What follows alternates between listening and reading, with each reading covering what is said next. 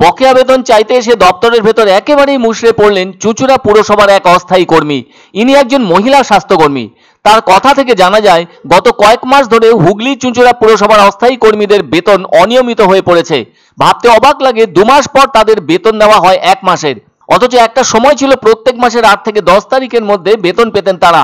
আর এখন মাস শেষ হয়ে গেলেও বেতন কবে পাবেন তার কোনো নিশ্চয়তা থাকছে না। এদিকে অস্থায়ী কর্মীদের একাংশ চেয়ারম্যানকে ঘেরাও করেন তাদের বকেয়া বেতনের দাবিতে। সদুত্তর না মেলায় কাজ বন্ধ করে দেন তারা, যার ফলে রাতের চুঁচুড়া শহর অন্ধকারে ডুবে যায়, আলো না জ্বালানোয়। মঙ্গলবার সকাল থেকে দেখা যায় বিভিন্ন ওয়ার্ডে স্ট্রিট লাইট জ্বলছে, কে বা কারা আলো জ্বালালো সেটাও স্পষ্ট নয়। এদিন পুরসভায় বকেয়া বেতনের দাবিতে জড়ো হন এই পুরসভার মহিলা স্বাস্থ্যকর্মীরা। আবার যারা গার্ডের কাজ করেন তারাও সামিল হন, যার ফলে পুরো চেয়ারম্যানকে ঘেরাও করে রাখেন তারা। মহিলা স্বাস্থ্যকর্মীরা জানান, তারা বকেয়া বেতন নিয়েই বাড়ি ফিরবেন। এক স্বাস্থ্যকর্মী গীতা পাল বেতন চাইতে পুরসভায় এসে সকলের সামনে মুষড়ে পড়েন। তিনি বলেন, আমরা 2 মাস হলো বেতন পাইনি। এদিকে নভেম্বর মাসও শেষ হতে চলল, কেন তারা তাদের ন্যায্য বেতন পাচ্ছেন না সেটা বুঝতেও পারছেন না। আবার তারা কবে বেতন পাবেন চেয়ারম্যান সে ব্যাপারে কোনো কথাই বলছেন না। এদিকে বেতন না পেয়ে প্রত্যেকের সংসারের অবস্থা কঠিন হয়ে পড়েছে। ছেলে মেয়েদের পড়াশোনার জন্য যে খরচ সেটাও করতে পারছেন না তারা। মানুষের কাছ থেকে ধার দেনা করে আর কতদিন চালানো যাবে বলে প্রশ্ন তুলেছেন অসহায় অবস্থায় থাকা পুরসভার অস্থায়ী কর্মীরা। জনৈক অস্থায়ী গার্ড শেখ মোহাম্মদ তাজিউদ্দিন বলেন, আগে মাসের 8 তারিখে বেতন পেতেন, এখন 2 মাস বাকি হয়ে গেছে। কাজ করছি কিন্তু বেতন পাচ্ছি না, কি করে চলবে? চেয়ারম্যান বসে আছেন অথচ কিছুই বলছেন না। যেটা জানা দরকার সেটা হলো, হুগলি চুঁচুড়া পুরসভার অধীনে প্রায় 2,500 অস্থায়ী কর্মী আছেন, যারা দিন মজুরিতে কাজ করেন। গত কয়েক মাস ধরে তাদের বেতন দিতে হিমশিম খাচ্ছে এই পুরসভা। জানা যায় যে চুঁচুড়া পুরসভায় আয়ের থেকে ব্যয় বেশি, এটা জানিয়েছিলেন পুরসভার অর্থ দপ্তরের আধিকারিক। তিনি জানিয়েছিলেন, কর্মীদের বেতন দিতে প্রতি মাসে যত টাকার প্রয়োজন সেই টাকা থাকছে না পুরসভার হাতে।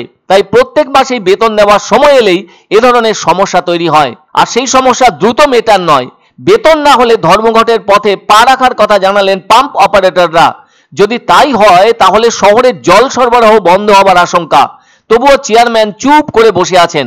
তৃণমূল কংগ্রেস পুরসভার চেয়ারম্যান করেছিল অমিত রায়কে, কিন্তু কাউন্সিলরদের কাছ থেকে অসহযোগিতা পাওয়ায় বোর্ড মিটিং হলে তা কার্যকর করতে ব্যর্থ হয়েছেন তিনি।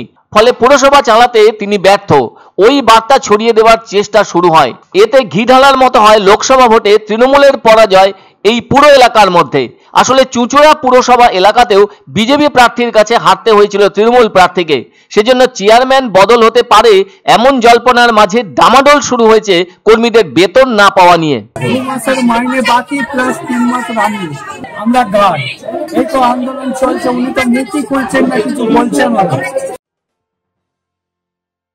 আনন্দ সংবাদ, আনন্দ সংবাদ। 30 বছরের নির্ভরযোগ্য প্রতিষ্ঠান ইন্দ্রমণি রাইস মিল। আমাদের কয়েকটি জনপ্রিয় ব্র্যান্ড হলো তাজ, বরলি, খুশি ইত্যাদি।